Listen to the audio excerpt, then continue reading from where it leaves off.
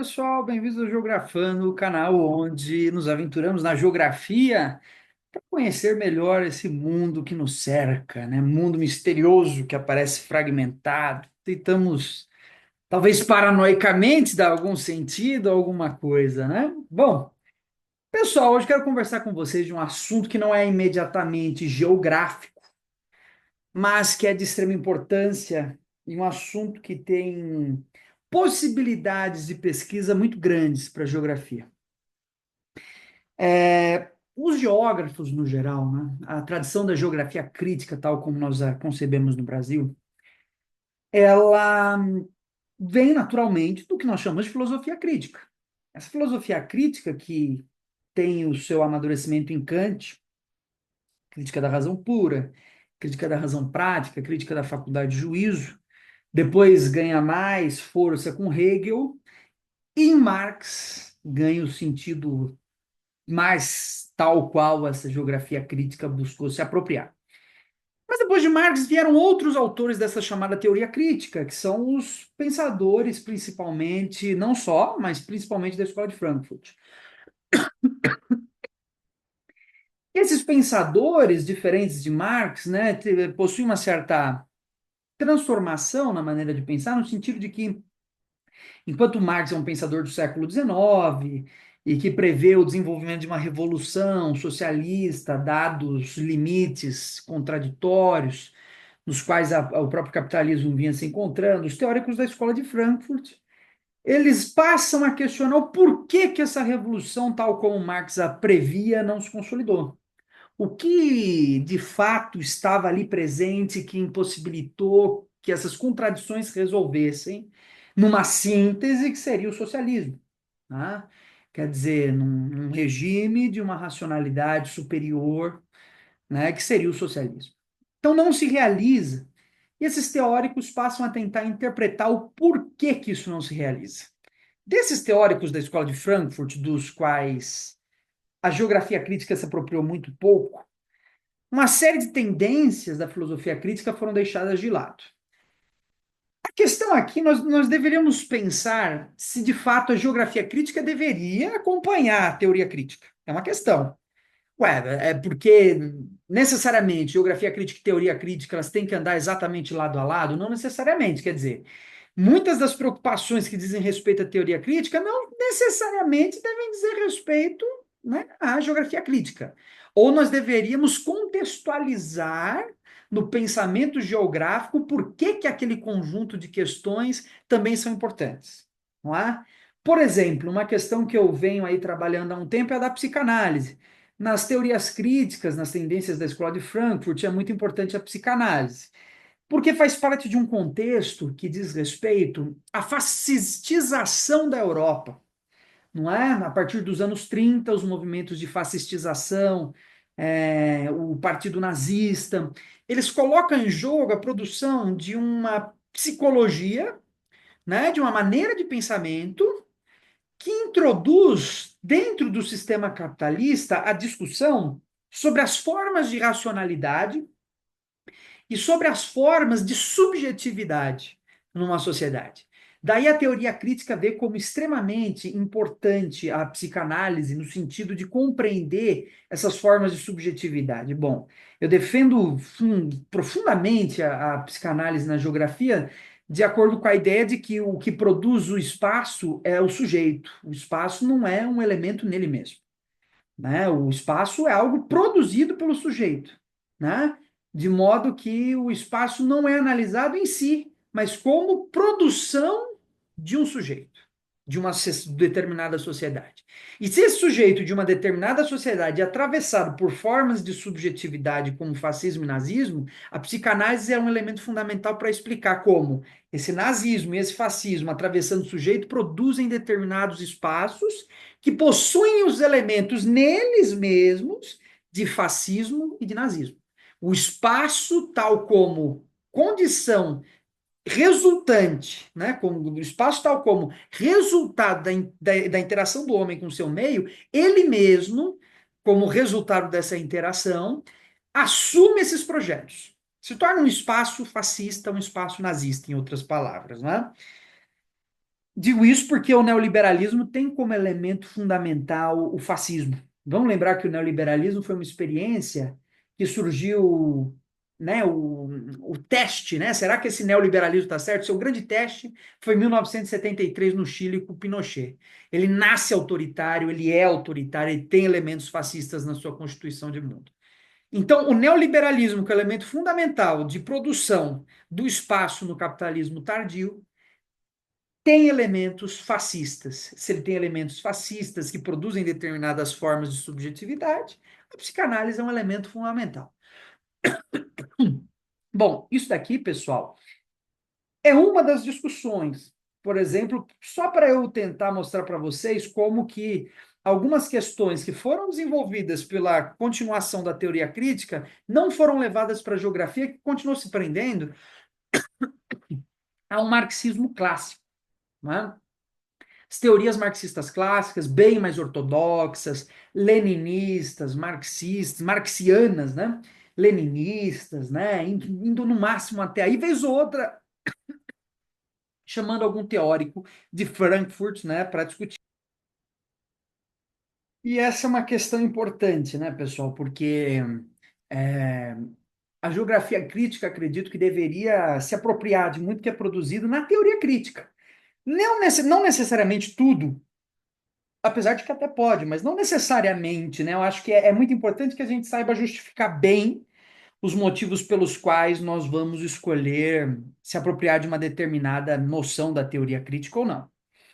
Nesse sentido, já falei muito de psicanálise com vocês aqui no canal, tal, e é um elemento fundamental para a gente pensar a teoria crítica hoje e a própria geografia crítica é um campo totalmente inexplorado. Aí vocês vão dizer, ah, mas tem os behavioristas na geografia, né? Behaviorismo é psicologia comportamental, não é psicanálise, e é necessário separar uma coisa da outra, né? Psicanálise, de fato, não há.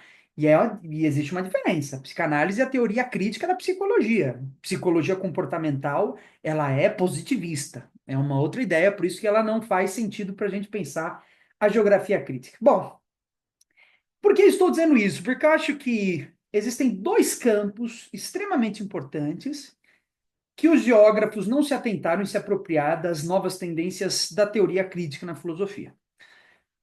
Desses dois, o primeiro é a psicanálise, que eu acabei de comentar com vocês. Mas qual é o segundo? O segundo é a estética, teoria estética, a teoria da cultura, na Escola de Frankfurt. Acredito que para que a gente possa, de fato, pensar os limites de uma geografia cultural hoje, é imprescindível, é impossível pensar os desdobramentos na geografia crítica de uma geografia cultural se nós não falarmos de indústria cultural. E para falar de indústria cultural, nós precisamos falar disso daqui, né? De um teórico, filósofo, né? Mas não só dele. Né? Esse daqui é um livro que se popularizou bastante no Brasil, com textos diversos, né? Da indústria cultural, do Adorno, mas não só esse, né? Nós precisamos falar de Walter Benjamin, nós precisamos falar de Herbert Marcuse, né? E nós precisamos falar do Horkheimer, né? São esses quatro, né? Um dos principais para a gente pensar uma teoria estética interessante. Por quê? Porque a teoria estética desses autores pensa os processos de fetichização do mundo. O que inclui nesse processo de fetichização, mercantilização, o próprio espaço. Né? As discussões na geografia urbana, por exemplo, de que o espaço urbano hoje não é mais um espaço artístico. A cidade não é mais obra de arte como poderia ser um elemento artístico na antiguidade. Hoje é um elemento mercantil. Pegamos um exemplo prático, né, de como é um elemento mercantil e como ele é reificado, quer dizer, transformado segundo a forma mercadoria, esse espaço. Seul, vamos pegar um exemplo, Seul, capital da Coreia do Sul. Os faróis, né, que autorizam a passagem dos pedestres, passou a ser colocado no chão das calçadas. Por quê? Para que a pessoa não tire o seu olho do celular. Então a pessoa está com o seu celular, o farol está, todo mundo anda assim, né? O farol tem que estar debaixo, né? O sinal verde ou o sinal vermelho, posso ou não atravessar a rua, fica embaixo para que eu não tenha que levantar a minha cabeça e olhar. Isso é um elemento simples, mas que já nos dá uma perspectiva da mercantilização do espaço urbano do seu processo de fetichização, entendendo aqui que fetichização é você tomar o outro, ou a alteridade, a outra coisa, pelos seus elementos produtivos, pelo que eu posso extrair de mais valor, né? Eu tomo aquilo pelo que eu posso extrair de valor.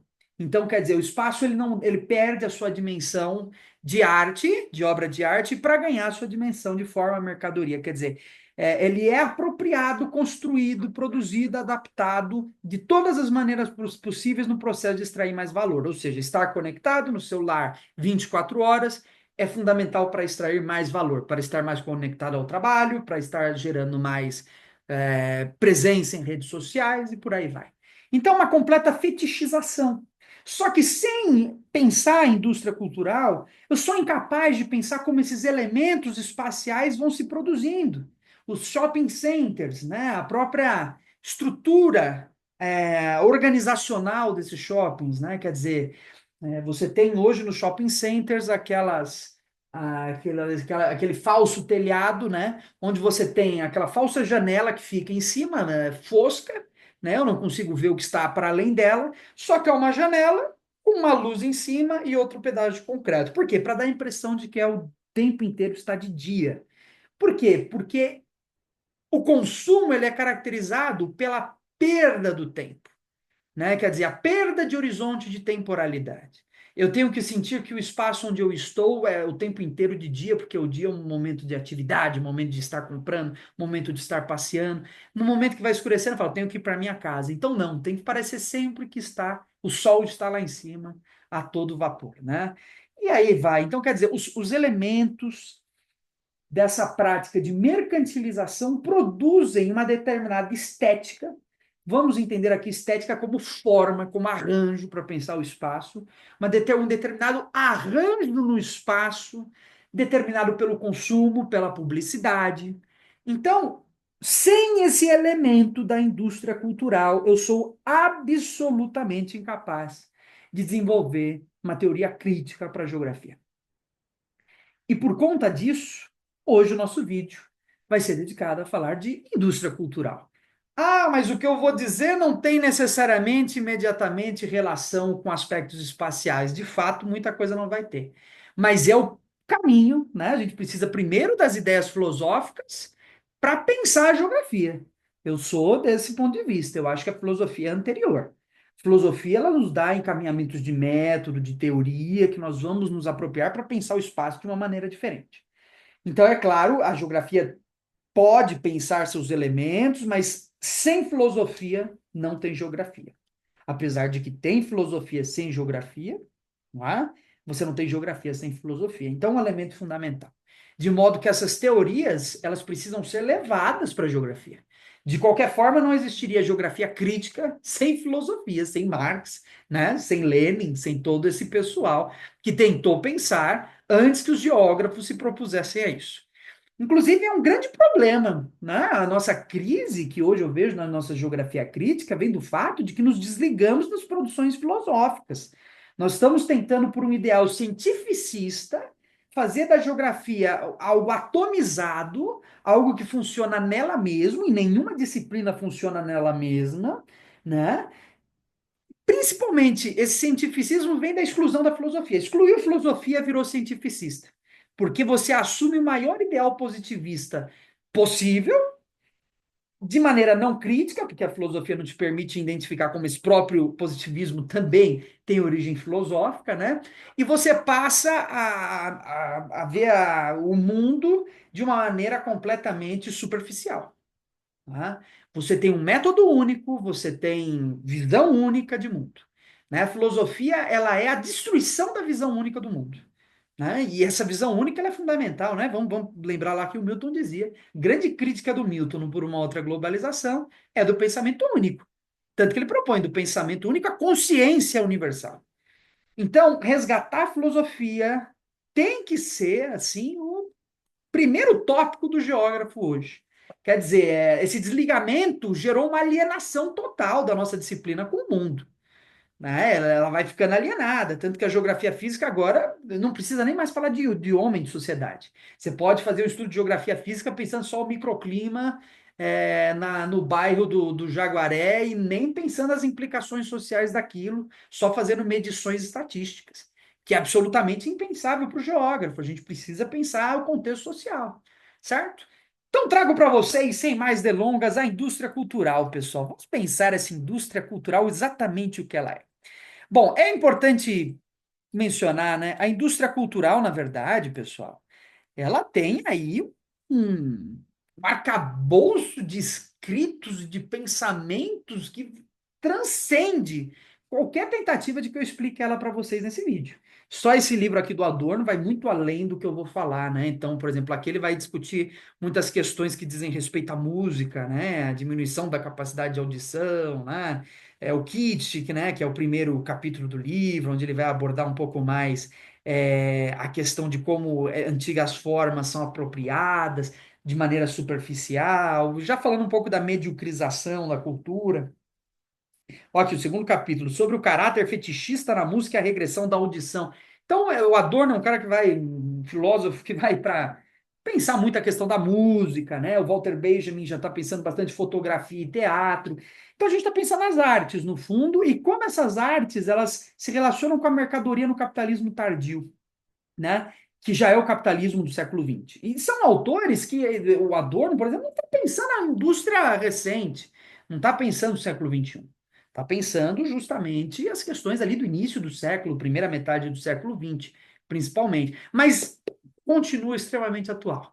Apesar de que nós temos novos estetas aí que nos ajudam a pensar muito, como Byung-Chul Han, né? Um livro aí indicadíssimo para quem tiver interesse nesse assunto é A Salvação do Belo, onde ele vai falar da estética das superfícies lisas, né? Do extremo da positividade na sociedade neoliberal, né? Da ausência do sofrimento, né? Da busca pela.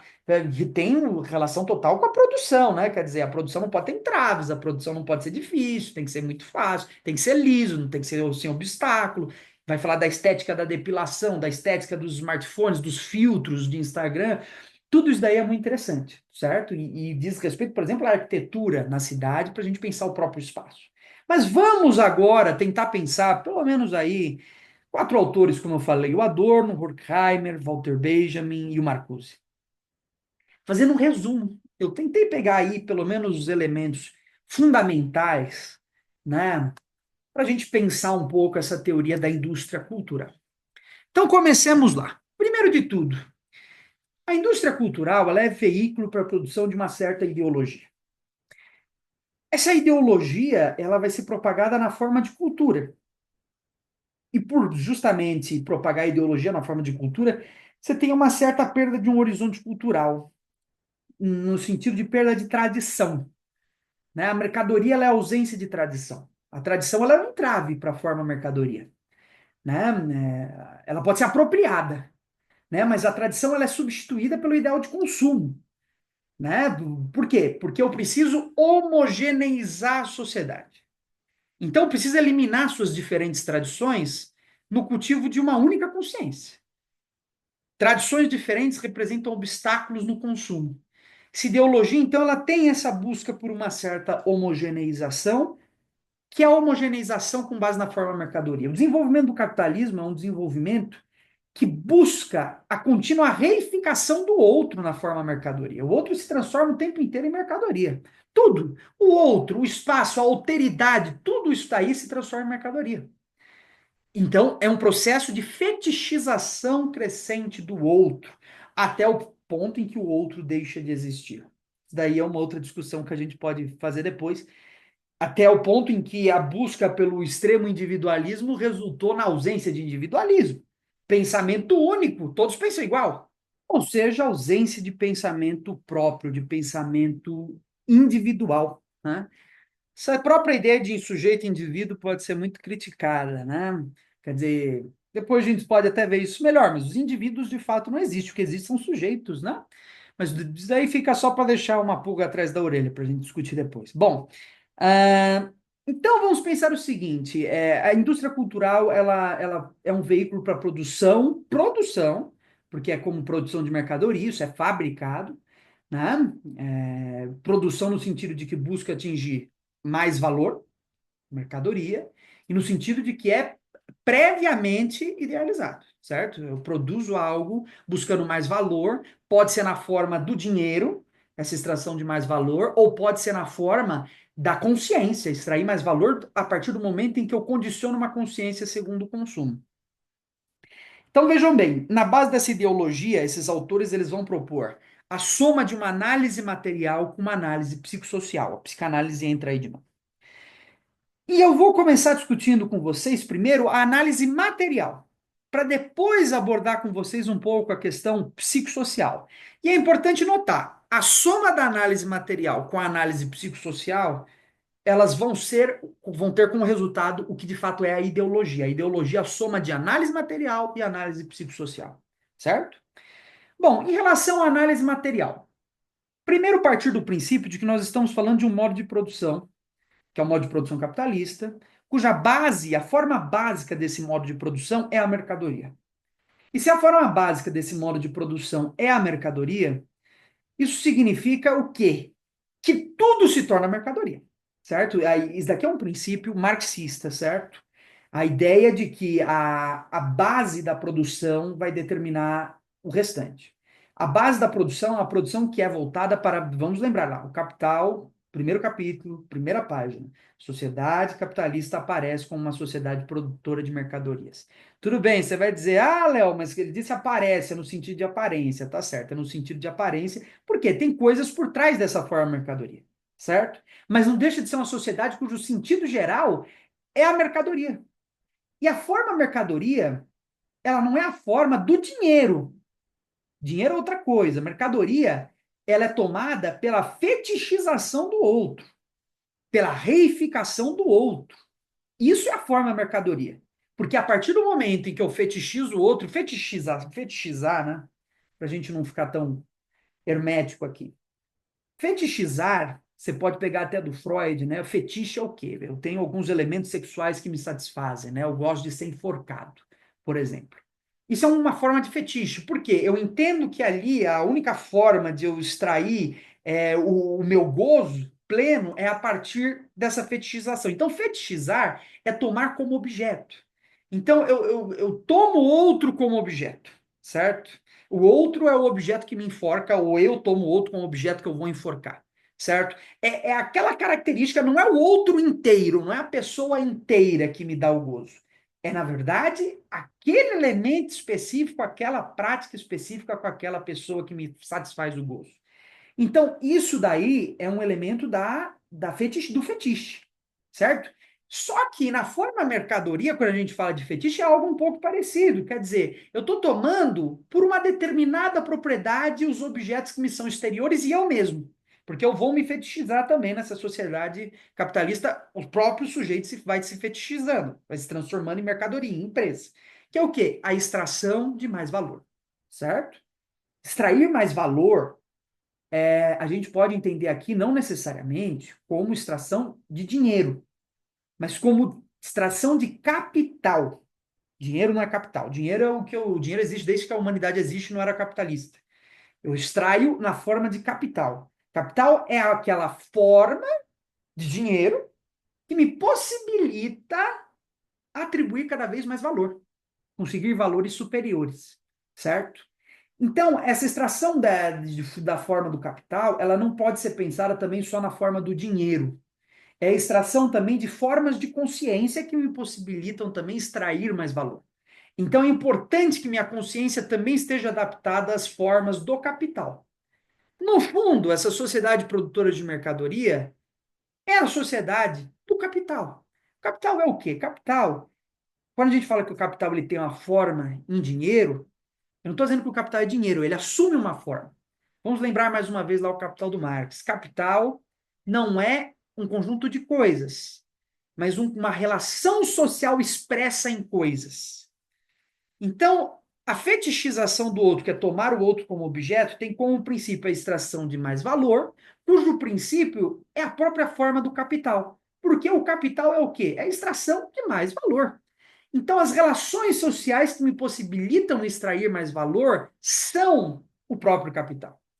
Pode ser a minha relação comigo mesmo ou com o outro.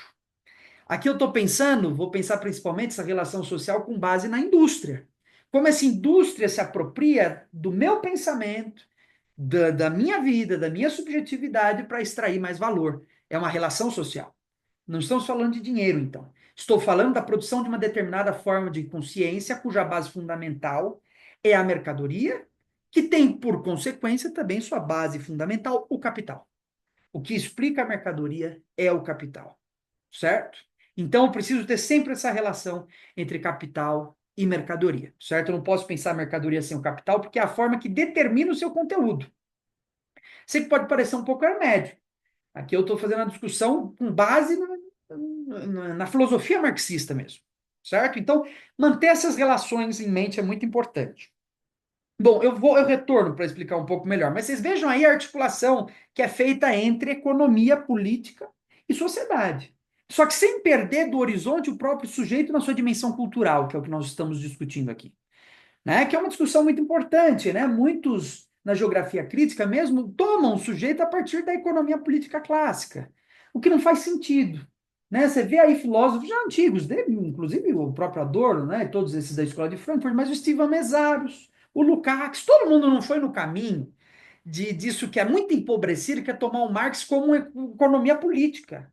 Na verdade, essa própria transição que se diz haver no Marx, a partir dos manuscritos de 1844, que são os manuscritos econômicos filosóficos, onde se pretende que ali você tenha a transição de um jovem Marx para um Marx mais velho, né, maduro, onde sai o Marx hegeliano para o Marx da economia política, é muito problemático essa diferenciação. Então, leiam a teoria da alienação em Marx, que é um livro do Mesaros, sobre esse tema. Quer dizer, na verdade, não há de fato uma ruptura, uma síntese interessante entre o que foi chamado de jovem e velho Marx. Mas não há um abandono desse horizonte, vamos dizer assim, ontológico, como colocou o Lukács, ou dos horizontes de um idealismo hegeliano tomado a partir de um viés marxista que é importante, certo? Bom, então, continuando. Sei que é um pouco mais pesado, surge um pouco hermético, mas algumas definições eu estou tentando trazer para vocês. Vocês podem deixar dúvidas aí nos comentários também. Então, modo de produção. Forma básica desse modo de produção é a mercadoria. E a forma básica da constituição da mercadoria é o capital. Para que tenha mercadoria, tem que ter capital. Por consequência, o capital é uma relação social. O capital não é dinheiro. Ele pode assumir a forma do dinheiro, mas ele é, antes de tudo, uma relação social. Então, aqui é importante notar que nesse processo de reificação do outro, que também é reificado ou coisificado, ou seja, transformado na forma mercadoria, cuja base de fundamentação é o capital, é a cultura. A cultura, ela é reificada, ela é transformada na forma mercadoria. Dessa ideia de forma mercadoria da cultura surge a ideia de massificação, né? Cultura de massa. Né? Essa ideia de massa vai vir muito do texto de psicologia social do Gustave Le Bon, né? que escreve Psicologia das Massas, e que é um texto, inclusive, muito citado pelo Walter Benjamin no livro A Obra de Arte na Era da Sua Reprodutibilidade Técnica. Então, é um elemento importante de um estudo de psicanálise ou psicologia, vamos dizer assim, né? E é importante também que seja feita uma certa crítica ao Le Bon. O Le Bon ele não pegou ali os aspectos fundamentais que depois o Freud vai trazer. O Freud escreve um outro livro chamado Psicologia Social e Análise do Eu, onde o Freud estabelece uma crítica ao Le Bon, né, trazendo mais a questão do inconsciente e da libido nos processos, algo que o Le Bon acabou deixando um pouco de fora. Até chegar nos mais recentes, né, Psicologia do Fascismo, do Wilhelm Reich, né? Então tem vários outros, né, para a gente pensar. Mas tudo bem, então pensando só contextualizando alguns estilos. Então, essa massificação vem da ideia de que se forma uma cultura de massa, cujo princípio dessa ideia de massificação é que você torna cada vez mais o conteúdo uma coisa compartilhada. Quer dizer, compartilhada no sentido de que a arte deixa de ser um elemento cuja apreciação vem de grupos específicos e é um elemento compartilhado entre os diversos setores. Mas essa massificação, que o Walter Benjamin, inclusive, não via necessariamente totalmente como ruim, porque ele pensava uma espécie de democratização do acesso à cultura, quando traz os seus elementos, né, de mercantilização, destrói a própria essência do que é a arte. Não é? Destrói a essência do que é arte. Vamos então trazer o Walter Benjamin aqui para pensar o que é arte. Para o Walter Benjamin, a obra de arte é determinada pela sua aura. está lá, mais uma vez, a obra de arte na era da sua reprodutibilidade técnica. Para que a obra de arte tenha aura, ela precisa ser singular, ou seja, ela não pode ser elemento de uma reprodução em massa. Por isso que a arte, que quando fala que a arte se massificou, ela deixa de ser arte, né? Porque o princípio da arte não pode ser a massificação, né? Ela tem que ter uma singularidade. Ela tem que ter algo em si mesmo. Quer dizer, a Mona Lisa é a Mona Lisa porque ela mantém uma certa singularidade, né? Se fossem feitas 1000 Mona Lisas, ela não seria uma coisa singular, né? Se o princípio da produção da Mona Lisa fosse adquirir mais valor, mas a Mona Lisa foi contratada e o Leonardo da Vinci recebeu para isso. Não quer dizer que ela seja mercadoria. Lembra que mercadoria depende da forma do capital, com a relação social. O objetivo do Leonardo da Vinci não foi construir uma mercadoria, porque se fosse esse, ele colocaria elementos na sua obra de arte de massificação. Que elementos são esses? Precisa ser algo feito para vender. Massificação vende, tem que ser feito para vender. Para ser feito para vender, você precisa eliminar as barreiras que são fundamentais para que se efetue o consumo, né? Quer dizer, a eliminação de barreiras é algo fundamental para se efetuar o consumo. Para a gente tornar isso mais palpável, por exemplo, um filme muito difícil de se entender não consegue ser vendido, as pessoas não assistem. Agora, um filme que foi feito passo a passo, de uma maneira, pega lá o Round Six. Foi uma série feita vários momentos com inteligência artificial. Os diálogos são reproduzidos diversas vezes para que, entende que você está usando o celular.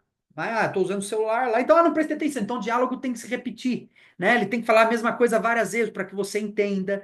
Os episódios precisam ser curtos, ou seja, a forma que foi tomada ali, ou seja, o objetivo final é a mercadoria. Né? Qual que é o meu objetivo? Vender. Ou seja, eu não tenho a singularidade que acompanha uma outra característica da aura, que é a autenticidade. Eu tiro minha autenticidade. O autêntico é o que vem de mim. Eu destruo o que eu sou para facilitar o consumo daquele objeto. Então, eu quero fazer uma música, mas eu quero uma música, por exemplo, uma coisa que o Adorno discutia muito, né? O Adorno ele tem os escritos sobre música. O Adorno ele vai dizer que enquanto o Arnold Schoenberg, que foi o criador do sistema do decafônico, ele representava a verdadeira revolução na música, o sistema atonal, que é caracterizado por uma descentralização harmônica na música, quer dizer, a música tem um tom, né? Ré menor, mi menor, não sei o quê, tem uma harmonia. Então, depois dessa nota vem essa, vem aquela outra. O sistema tonal do Schoenberg, ele destrói o sistema tonal harmônico e agora você pode usar com total liberdade as notas. O Adorno entendia que isso representava uma revolução porque esse sistema era representativo da própria contradição característica do sistema capitalista, que representava essa tentativa da música buscar uma síntese. Né? O sistema tonal ele representava uma espécie de antítese daquela música tonal que vinha, que buscaria uma síntese, quer dizer, uma outra coisa. Quer dizer, é preciso descentrar a música, porque faz parte desse movimento de própria revolta das notas musicais, vamos dizer assim, né? Contra esse sistema rígido, engessado, harmônico. Então, representar uma verdadeira revolução, verdadeiramente dialética, verdadeiramente socialista, no sentido de que agora você tem novas possibilidades que usam a contradição, que usam a dificuldade de se interpretar a música como um elemento constituinte, né? Quer dizer, aquela música que soa estranha, né? Ela é característica desse próprio modelo em que vivemos, onde a contradição permeia todos os âmbitos da vida, né? Quer dizer, você deixar uma música quebradiça, né? Você quebrar a música, destruir a música, seria mais ou menos isso. Enquanto ele dizia que o Stravinsky, que retoma o modelo neoclássico na Rússia, ele é representante de uma continuação desse espírito harmônico europeu e, portanto, é um grande desserviço. Vamos fazer jus ao Stravinsky, né? Ele tem obras que são bem disruptivas, né? Tem obras ali, eu não esqueci, acho que é Lenôs, né? Que é aquela obra onde ele narra um casamento, que é um balé, que é bem disruptivo, que tem um folclore russo, que usa elementos de maneira, quer dizer, inclusive nessa obra, acho que é Lenôs, se eu estiver errado, depois eu coloco aí para vocês, mas ele joga pregos no piano, então ele busca uma certa atonalidade, não é? Mas por que eu estou dizendo tudo isso? Enquanto o Arnold Schoenberg ele busca a autenticidade na sua música, ou a representação também desse terceiro elemento, que é o espírito do seu tempo, que é marcado pela contradição, pelo conflito, e esse conflito vira na própria música, que entra em conflito nela mesma, não encontrando mais o campo harmônico, né? Do outro lado, você tem Stravinsky que quer fazer um modelo bonitinho, recuperar chamado modelo neoclássico, trazer de volta os clássicos, as orquestras clássicas, as formas já batidas. Então, obra de arte precisa ser singular, autêntica e tem que ter relação histórica. A mercadoria não. A mercadoria ela é feita para vender, então ela tem que eliminar tudo isso. Ela não pode ser singular, porque ela é objeto de consumo de massa. Ou seja, ela não pode ter a sua singularidade. Ela é feita para que o chinês do interior da China e o cara no centro de Nova York consigam ver naquela mercadoria elementos que lhe apetecem o consumo, que eles querem consumir ela, certo? Você perde uma singularidade nesse caso, né? Ela é feita para ser objeto de massificação, não de singularidade. A autenticidade se perde, porque eu destruo minha autenticidade para produzir uma mercadoria, deixa de ser arte. História se perde, quer dizer, a mercadoria ela não pode ter uma relação com a história, ela é uma perda de um horizonte temporal. Né? A mercadoria ela tem que ser produzida no sentido de que você não veja ali o elemento histórico. Né? É uma deshistoricização, como tudo vem ocorrendo na fetichização do outro, é sempre uma deshistoricização. Né? Quer dizer, você perde o elemento histórico local, porque a história ela traz consigo as contradições. Então, eu preciso eliminar a história para eu eliminar as contradições. Então, isso vem até do caráter fetichista do consumo, onde eu não onde eu nem sei como aquilo foi produzido. Quer dizer, eu não sei nem como aquela garrafa de leite, só sei que toda vez eu vou no mercado tem uma garrafa de leite lá. Não sei quem produziu, em quais condições, se houve maus tratos aos animais, às pessoas que trabalharam, agressão ao meio ambiente, só vou lá e consumo. Então é perda de um horizonte histórico. E ausência de crítica, por consequência, né? Ausência de contradição. A mercadoria é a ausência plena de contradição. Né? Por isso que a forma de arte mais elevada hoje seria uma forma artística marcada pelo aprofundamento máximo da contradição. É isso que pode revelar uma forma artística, porque a arte também, vamos lembrar que a gente está falando aqui numa perspectiva marxista, e eu não tenho uma teoria da arte que seja universal, lógica, imortal, não. Eu estou falando hoje, a forma superior de arte seria a forma que revelasse as contradições. Isso não quer dizer que sempre foi assim e sempre será. Mas numa sociedade de classes, onde a forma mercadoria se impõe, o auge da forma artística é você exibir contradições de todas as formas. Não estou dizendo que tem que ser crítica social foda o tempo inteiro, não. Estou dizendo que em todos os âmbitos é preciso ter a marca da contradição. Não precisa nem falar necessariamente da desigualdade social, mas a marca da contradição tem que estar lá. O Schoenberg, ele fazia música tonal, não era nem cantada, mas tinha a marca da contradição na forma da composição. Entendeu? Então, isso é um elemento fundamental. Então, trouxemos aí o Walter Benjamin, Forma da Mercadoria. E aí, é claro, busca a destruição dessa aura que é marcada por singularidade, autenticidade, historicidade, vamos dizer também por um espaço geográfico. Quando eu falo historicidade, já entenda que o espaço geográfico está incluído, né? Que uma obra de arte também é feita num determinado espaço. Se tem tempo, tem espaço. Ela é feita fundamentalmente para ser consumida de maneira rápida, né? E por isso ela tem que eliminar essa aura, a mercadoria. Bom, dessa ideia de massificação vai surgir o termo consumidor passivo. Né? Consumidor passivo, quais são as características desse consumidor passivo? A ausência de crítica. Ela é incapaz de ter pensamento crítico, e lembrando, pensamento crítico é você ser capaz de entender os limites, né? Num primeiro momento no Kant, né? Entender os limites daquilo que me surge, então as coisas eu não entendo mais em função dos seus limites, né? Quer dizer, eu não tenho profundidade na avaliação das coisas, é mais ou menos isso. E também no sentido de ausência de crítica da economia política também, né? De ausência de horizonte de perceber as desigualdades, de perceber os elementos que estão ali incluídos para modificação da minha consciência, está na base do próprio processo de alienação. Então, alienação, esse consumidor passivo também é alienado, ou seja, ele se perde de si mesmo. Né? A alienação é um conceito que surge, na verdade, na biologia para falar daquele que se perde. Eu me perco de mim mesmo, não me reconheço mais em mim, não me reconheço onde estou, né? Tenho perda desse horizonte de percepção de mim mesmo.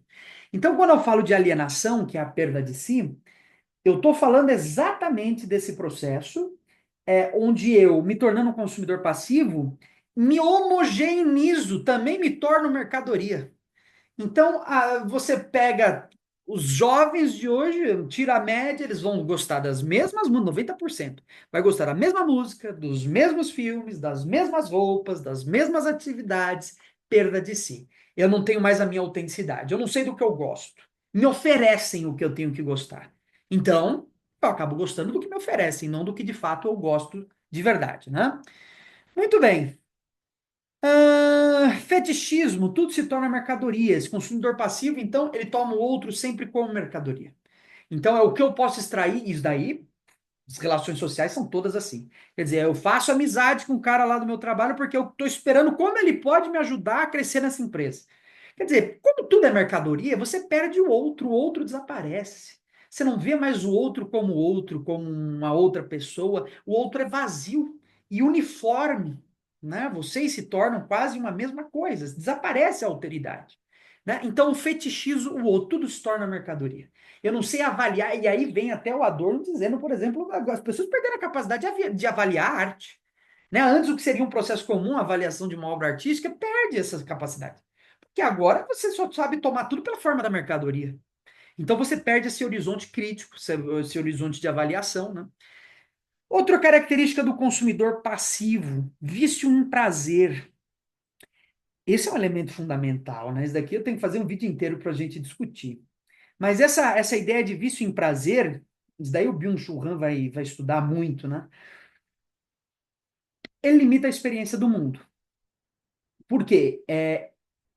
A partir do momento, e aí eu estou até escrevendo um livro agora sobre ideologia na sociedade neoliberal, onde eu faço um grande ensaio sobre indústria cultural, e lá eu desenvolvo um pouco melhor, até retomando o Gorgias do Platão, discutindo um pouco sobre a questão de meios e fins, né? E chego na proposta de que hoje o neoliberalismo instituiu que o meio e o fim são um prazer, né? E isso banaliza o meu horizonte de experiência, né? Banaliza totalmente porque toda a minha experiência tem que ser uma experiência de prazer. Só que o prazer, o vício em prazer é um problema. Aí é uma vingança da dialética. E é um termo que eu uso no livro também, quer dizer, vingança da dialética por quê? Esse excesso de prazer produz o seu contrário. A sua antítese é a perda de prazer. E aí a gente vê diversos elementos na sociedade contemporânea que leva a isso. O vício em pornografia, que é um vício em prazer, faz com que as pessoas cada vez mais não consigam mais obter prazer durante o sexo. O vício no prazer imediato da música faz com que eu seja incapaz de escutar uma música mais elaborada. Então, é o sertanejo que criou é, as quatro notas que salvam tudo, né? O si menor, o ré, o lá e o fá sustenido maior. Coloca essas quatro notas, você tem qualquer música sertaneja, né? Então você perde o horizonte de prazer, porque você é incapaz de extrair prazer de coisas mais elevadas. Eu estou sempre restrito à música banal, banalizada, tudo se banaliza. Eu só sei extrair, agora é música de TikTok, as pessoas não aguentam nem mais escutar uma música até o final. Não aguentam mais. Então, ouvir até o final é desesperador. Por quê? É um vício tão imediato de prazer e o prazer ele vira um imediatismo. Eu preciso de prazer agora. E muitas das coisas que produzem um prazer supremo, muito mais elevado, necessitam, né? E aí por isso que eu falo meio e fim, né? Passar por um meio ruim, um meio tortuoso, até que você chegue num fim que é o prazer. Quando eu tomo o meio com o prazer e o fim também, isso significa que eu não vou me submeter a fazer mais nada que não seja prazeroso. E aí tudo desanda. Né? Estudar não é prazeroso. Estudar eu tenho que sentar a bunda na cadeira e ler. Ah, ah, passo por uma série de dimensões desse tipo. Não consigo mais escutar uma música, não posso mais colocar, não estou nem falando da música erudita, o Schoenberg mesmo, daí, nem isso é necessário.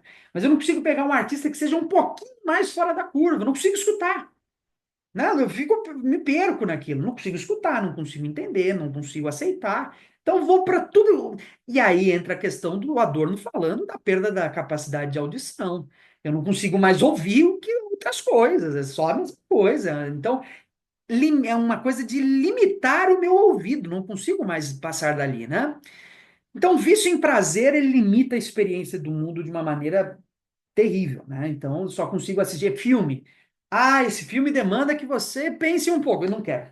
Vamos lá para os modelos simples, fáceis. E não estou dizendo que você tem que viver de coisas difíceis. Até uma crítica que se fazia muito ao Adorno, não é isso. Você está propondo uma coisa elitista, todo mundo tem que ficar agora ouvindo Beethoven, Schoenberg, não sei o quê. Não, não é isso. Né? Nada mais natural do que você também ter um pouco de prazer e ver uma coisa mais boba, ler uma coisa mais boba, não tem problema. O problema é quando você reduz o seu horizonte de vida apenas a isso. Aí é problemático. Né? Aí é muito problemático. É claro, mediocrização e banalização. Banalização se torna banal, porque o vício em prazer leva à banalização. Quer dizer, a partir do momento, veja aí, as pessoas têm streaming, podem acessar lá Netflix, pega lá Netflix e tem ali 1 milhão de filmes. Quanto tempo alguém demora para escolher um filme? Porque se banalizou. O excesso banaliza. Se eu tenho muito daquilo, banaliza. Fica tudo igual. Eu me lembro até hoje, quando eu era criança, que eu ficava esperando dias, às vezes, para assistir um filme na tela quente, na Globo, e o filme com 4 propagandas, parte 1, parte 2, parte 3, parte 4, tinha o parte final ainda. Então você tinha que ficar lá, você tinha que ser persistente. E você extraía um prazer enorme. Ah, vi o filme que eu queria tanto ver. Hoje, você tem 1 milhão de filmes, você não sabe o que escolher, e quando escolhe, você dorme no meio, você não está nem aí. Então, excesso banaliza. Excesso de comida também. Chega uma hora que você não consegue mais extrair o gosto do negócio. Quer dizer, como tanto e aquilo ali, para mim, começa a ser tudo igual, não tem nada que me satisfaça. Certo? Então, essa banalização, perda da satisfação, banaliza o negócio. Tudo se torna um horizonte em que as coisas ficam banais, não extraio mais prazer daquilo, né? De excesso de prazer, eu tenho dificuldade de extrair prazer, né? E mediocrização. Mediocrização entende-se aqui como o processo de tornar algo médio, né? Quer dizer, você mediocriza a sociedade. Agora você tem elementos estéticos médios, né? Filmes que todos gostam, músicas que todos escutam, roupas que todos vestem, pensamentos que todos têm, né? Você mediocriza essa sociedade. Muito bem, eu sei que o negócio aqui, a discussão é pesada, né? Barra pesada. Vamos entrar agora um pouquinho mais na questão psicossocial. Então, vimos agora as condições materiais. Agora, as condições psicossociais, onde entraria mais um pouco a psicanálise. Então, a gente já discutiu o Walter Benjamin, e no que diz respeito, tudo isso que a gente falou, um pouco a Walter Benjamin também, mas eu citei também o Adorno, né? Agora, pensando Adorno e Horkheimer, né, para pensar a questão psicossocial ou a psicanálise. Eles vão dizer que agora nós temos uma sociedade tecnocrática de racionalidade instrumental. Vamos lembrar que a ideia de razão instrumental vem lá do livro. é, Agora esqueci o nome do livro. Dialética do Esclarecimento, né? Onde o Adorno e o Horkheimer vão fazer uma oposição entre o que a gente teria, de um lado, que seria a razão instrumental, e do outro lado nós teríamos a razão crítica. A razão instrumental, né, é a razão iluminista. Então, esse tipo de razão é a razão técnica, feita para a produção de instrumentos, é uma razão positivista. Isso daí também tem um texto muito legal do Adorno Horkheimer chamado Teoria Tradicional e Teoria Crítica, que vale a pena ler. Inclusive, acho que tem na coleção do maior livro da coleção Os Pensadores, né? Então, essa sociedade de racionalidade instrumental, ela pensa sem profundidade, porque ela pensa no nível da técnica e do instrumento técnico, principalmente. Né? Quer dizer, do que eu posso extrair de um determinado instrumento técnico. É uma razão cientificista, não filosófica. Ela elimina a filosofia do seu horizonte de análise e foca numa objetividade, né? Isso leva também ao processo da massificação a partir dos próprios instrumentos técnicos. Quais seriam eles? Televisão, rádio, cinema, né? Ah, então o cinema, ele é um elemento da indústria cultural. Não vamos mais ao cinema. Não é isso, né? O Walter Benjamin, por exemplo, não vai falar isso. A questão fundamental aqui é qual o sentido que eu dou para esses elementos técnicos. Se eles são um veículo para a produção de um pensamento crítico ou para a reprodução do pensamento instrumental. Esse pensamento instrumental, o pensamento cientificista, que bota muita fé na razão, que acredita muito na razão, né? E o Adorno e o Horkheimer vão criticar isso profundamente, vão dizer, essa racionalização de tudo levou, por exemplo, ao nazismo. Quer ver uma coisa extremamente racionalizada? Vai num campo de concentração. É uma forma extremamente racionalizada de eliminar pessoas. É quase uma industrialização da morte. Né? Você tem locais específicos para alojar, para matar, para descartar. É como uma linha de produção de matança de pessoas. Ou seja, o excesso de racionalidade também é um problema, como ele é colocado como razão instrumental. Ou seja, uma razão crítica, esclarecedora de fato, né, uma dialética do esclarecimento, ela vai num outro caminho, que é um caminho de superação de contradições, né, de elaboração de síntese, do encaminhamento crítico da resolução de problemas sociais, não da reprodução, né, de uma razão positivista, instrumental, que vê o outro muitas vezes como coisa, não como homem, né? Bom, então, sociedade tecnocrática, né? Isso a gente está pensando nos elementos antigos. Não vamos esquecer que a gente também tem os podcasts, as plataformas sociais, Instagram, Facebook, TikTok, tudo isso daí constitui novos elementos, né? Elementos renovados da indústria cultural, que propagam da mesma forma essas ideias, né? Que a gente já vem pensando aí.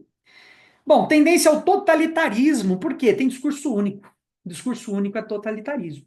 Você não tem outra forma de discurso, discurso único, isso é o discurso do consumidor passivo. Ele só tem o discurso da forma mercadoria, né? Então, pensamento único, leva a Milton Santos, pensamento único, a consciência universal, pensamento único, totalitarismo, discurso único. Quer dizer, só há uma forma de interpretação do mundo, da sua realidade. Tudo que sai disso está errado, né? Quer dizer, eu vi agora, por exemplo, a ida do professor Vladimir Safatli no podcast do Vilela, Inteligência Limitada, e é absurdo com as pessoas querem matar ele nos comentários, né? Porque não aceitam, são pessoas de discurso único, né? Se você vê um discurso anti-hegemônico, anticapitalista, vixe, aquilo ali vira uma guerra, né? Quer dizer, essa alteridade do discurso do outro é visto como extremamente problemática, hostil, né, à forma da mercadoria. As pessoas defendem essa forma. Isso daí é fundamental também. A indústria cultural cria verdadeiros seguidores. As pessoas passam a defender que as coisas têm que ser assim mesmo, tem que ser a forma mercadoria, e por aí vai. Então, o discurso único leva ao pensamento único. Então, tudo falando aqui de subjetividade, psicanálise, de pensamento, né? Bom, agora para pensar o Herbert Marcuse, o livro Eros e Civilização. Ele vai dizer que o capitalismo, ao inibir o desejo, inibiu a criatividade e liberdade. Aí, é claro, ele está se apropriando muito do mal-estar na civilização, do Freud, onde Freud elabora um pouco essa crítica, né? Essa fé na razão, Freud é um autor da contracultura. O importante não é isso, né? Muitos veem Freud como um cara que defende a cultura, não. Ele é de contracultura, ele acha que a cultura não está plena do jeito que está, não. Ali tem um mal-estar, tem uma coisa que precisa ser transformada. Ele não tem a habilidade crítica necessária, mas o seu pensamento é fundamental. Ele instituiu ali questões que hoje a gente não pode trabalhar, né, na ausência delas. A gente precisa do Freud, mas, claro, não do Freud sozinho, associado a outros pensadores críticos, né? Então, barreira do desejo, né? Então, Herbert Marcuse quer dizer, essa barreira do desejo claro, o capitalismo é na busca por... Na verdade, o capitalismo, o que ele instaura? Ele condiciona os seus desejos. Então, elimina a sua autenticidade para produzir desejos, muitas vezes, falsos. E aí você fica num jogo consigo mesmo, de negociar seus próprios desejos com os desejos que lhe são oferecidos e que são colocados como se fossem seus, não sendo, né? Então, você tem uma inibição de criatividade e de liberdade. Eu tenho que gostar do que me oferecem, eu tenho que amar aquilo que me dizem para amar. Então, pega a homossexualidade, não, porque essa sociedade me diz que eu não posso amar um outro homem. Então, você inibe o desejo, passa a viver de acordo com aquilo que te apresenta e sofre, né?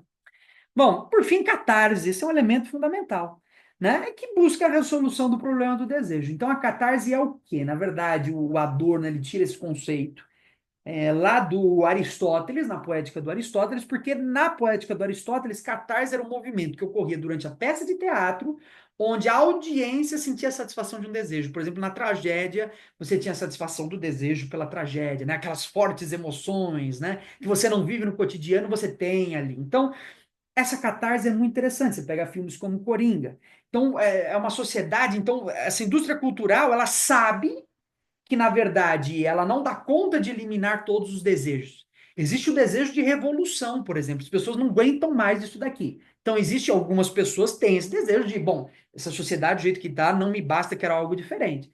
Então, você cria esse movimento catártico, né? Quer dizer, que é o quê? Você resolve o problema do desejo. faz um filme como Coringa, que é um cara revoltado, que sai atirando em todo mundo, que faz uma revolução, não sei o quê, e você tem a satisfação. Ah, bom, olha, parece que eu participei do processo junto com o filme.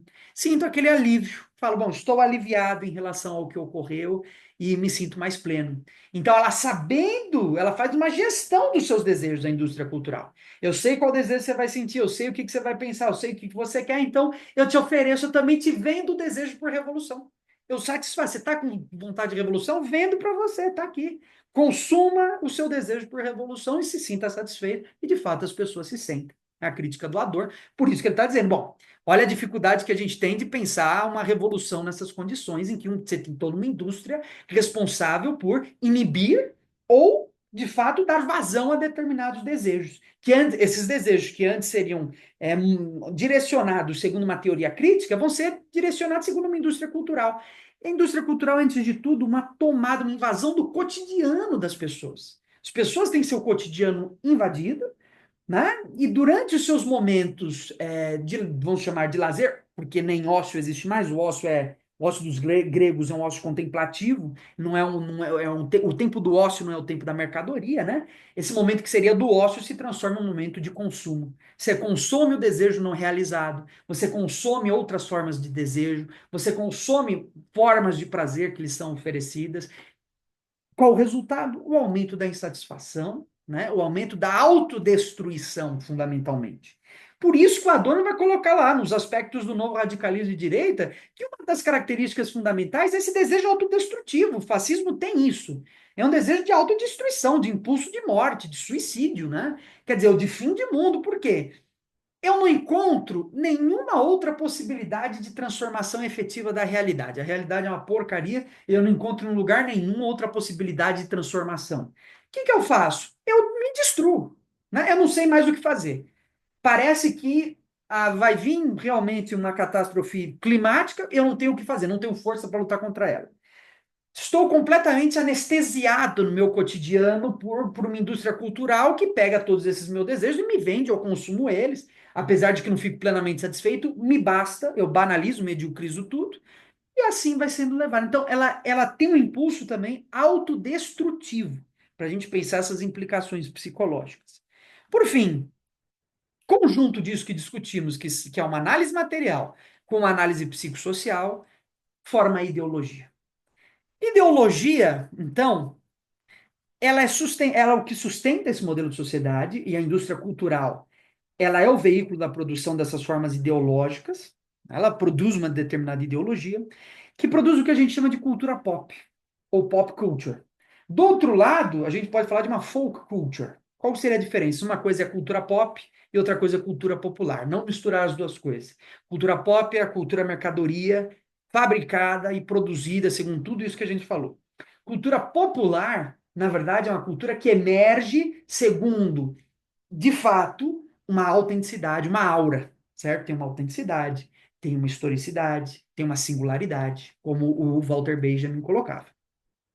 Então, dá para separar também cultura pop, o pop culture, e folk culture, que seria a cultura popular.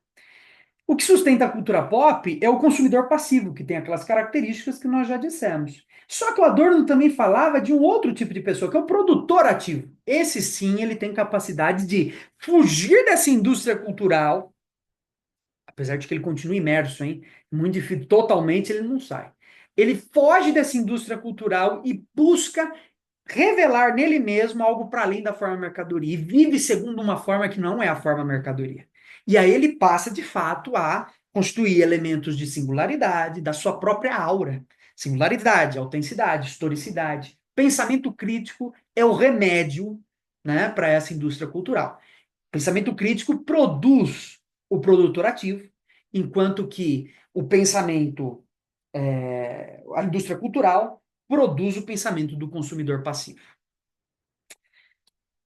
É claro que o principal objetivo da indústria cultural, qual que seria então? Modelar uma forma de consciência em direção a uma forma de fetichização do outro de consumo e, fundamentalmente, impedir a realização de uma revolução.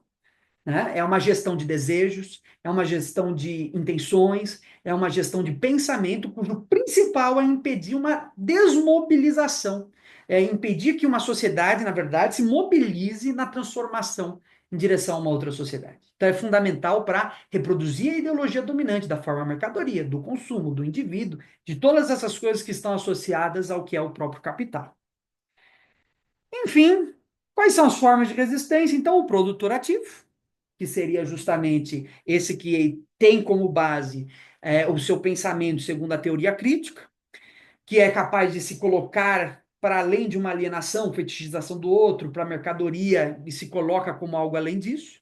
Você tem a contracultura e a folk culture, cultura popular. Então, a contracultura também é um elemento importante, quer dizer, contracultura no sentido de se colocar contra a mercadoria. Porque a cultura que se diz que é cultura hoje não é cultura, é mercadoria. A contracultura seria a cultura de fato, no sentido de que essa contracultura luta contra a cultura que dizem que existe, que na verdade é mercadoria. Então, a contracultura é um elemento fundamental, porque essa contracultura deslegitima as formas dominantes da mercadoria, propondo a verdadeira cultura nesse movimento. Então, contracultura é fundamental e a folk culture, cultura popular também. Por fim, teoria crítica, como eu já disse, é um elemento que vai amarrar tudo isso e vai dotar o indivíduo de pensamento capaz de observar todas essas amarras sociais. Agora, vejam como é difícil da gente chegar em certas conclusões. Isso daqui não é nem 1% de tudo que foi discutido, mas acho que dá um caminho interessante para a gente pensar as questões aí da indústria cultural e relacionar com a geografia. Meus amigos, é isso. Indústria cultural é um elemento fundamental. Aqui a gente pode tirar muito proveito para pensar uma própria teoria do sujeito no capitalismo tardio e da sociedade neoliberal. Pensando nas formas de fetichização do espaço, da transformação dele em coisa, em mercadoria, né? E como as relações de capital criam uma determinada estética no sentido de forma do espaço capitalista, caracterizado também por uma banalização do espaço, por uma mediocrização do espaço, porque quando eu vejo uma favela eu já banalizei, eu já vejo um monte, não tem problema. Uma mediocrização, quer dizer, uma arquitetura que sempre agora é caracterizada por prédios espelhados e não tem nada de diferente, não é? Então, a banalização, a mediocrização, a fetichização daquilo, quer dizer, o espaço cada vez mais é menos público, é mais privado, é um espaço feito para extrair mais valor, não é? E uma alienação. Quer dizer, o próprio celular me tira a noção de espaço, porque agora eu vou daqui para um outro extremo da cidade e não desligo o olho do celular, não sei nem por onde eu passei. Então, olha quantos elementos estão aí para a gente pensar a geografia, elementos interessantes que, infelizmente, geografia crítica, por sua tradição em pensar um Marx apenas numa economia política e ficar restrito a um pensamento marxiano ou leninista, não atinge. É preciso que a gente mantenha tudo isso que a gente já tem, mas que a gente vá além e pense não só tudo que nós já temos, mas também a psicanálise e a estética. São elementos fundamentais para uma geografia crítica renovada na sua potencialidade máxima. Meus amigos, muito obrigado. Comentários, xingamentos, curtidas, dislikes, podem colocar aí. Se não gostou, bota o joia para baixo, joia para baixo. Inclusive, os vídeos que eu mais gostei até hoje no canal foram os que deram mais dislike, hein? Gostei pra caramba, porque eu vi que eu tô incomodando alguém. Essa é a intenção, né? Porque falar para quem já gosta do nosso conteúdo é maravilhoso, é muito bom, certo? Eu acho maravilhoso. Eu tive debates maravilhosos, mas também é muito importante falar para quem não quer te ouvir e para quem vai ter ódio de te ouvir. Os dois têm o mesmo peso, a mesma importância. Meus queridos, é isso. Muito obrigado. Até uma próxima.